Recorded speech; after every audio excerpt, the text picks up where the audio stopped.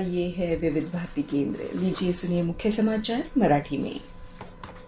आकाशवाणी नागपूर, हेमांगी कुलकर्णी आपल्याला ठळक बातम्या देत आहे।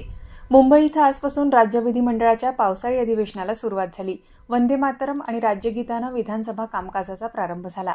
पहिल्याच दिवशी प्रवेशासाठी प्रचंड गर्दी झाल्यानं चेहरेपट्टी पडताळणीशिवाय प्रवेश नाकारण्यात आल्यामुळे गोंधळ उडाला। मात्र नंतर ओळखपत्राच्या आधारे प्रवेश खुला करण्यात आला।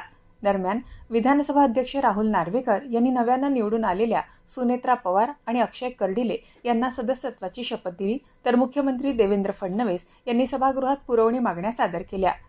विधान परिषद निवडणुकीच्या 11 जागांपैकी 10 जागांवर महायुतीचे उमेदवार विजयी झाले आहे। या निवडणुकीत 17 पैकी 6 जागांवर बिनविरोध निवडणूक झाल्यामुळे उरलेल्या 11 जागांचे निकाल हाती आले आहे। नागपूर इथून भारतीय जनता पक्षाचे डॉक्टर राजीव पोतदार विजयी झाले आहे। भंडारा गोंदिया विधान परिषद निवडणुकीत भाजपाचे अविनाश ब्राह्मणकर यांचा 302 मतांसह विजय झाला आहे, तर काँग्रेस समर्थित उमेदवार नरेश ईश्वरकर यांना 154 मतं मिळाली। अमरावतीत भाजपाचे प्रवीण पोटे 390 मतांसह विजयी झाले आहे, तर काँग्रेसचे हर्षदीप देशमुख यांना एकही मत मिळालं नाही। वंचित बहुजन आघाडीचे निलेश विश्वकर्मा यांना 31 मतं मिळाली। राष्ट्रीय स्तरावरील पीएचडी अभ्यासक्रम प्रवेशासाठी होणाऱ्या यूजीसी नेट परीक्षेला आजपासून सुरुवात होते आहे। ही परीक्षा राष्ट्रीय चाचणी संस्था एनटीए तर्फे संगणक आधारित चाचणी पद्धतीने घेतली जाईल। ही परीक्षा 30 जूनपर्यंत चालणार आहे। भारतीय क्रिकेट नियामक मंडळानं 14 जुलैपासून सुरू होणाऱ्या आगामी इंग्लंड दौऱ्यासाठी भारताच्या 15 खेळाडूंच्या संघाची घोषणा केली आहे।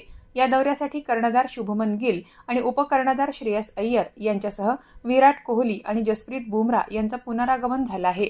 या दौऱ्यातील 3 सामन्यांच्या एकदिवसीय मालिकेतील पहिला सामना 14 जुलै, दुसरा 16 जुलै आणि अंतिम सामना 19 जुलै रोजी खेळला जाणार आहे।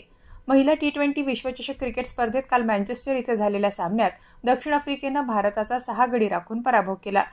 विदर्भातील अकोला आणि वर्धा जिल्ह्यात अनेक ठिकाणी आज तीव्र उष्णतामान राहणार असून उष्णतेच्या लाटेचा ऑरेंज अलर्ट जारी करण्यात आलाय।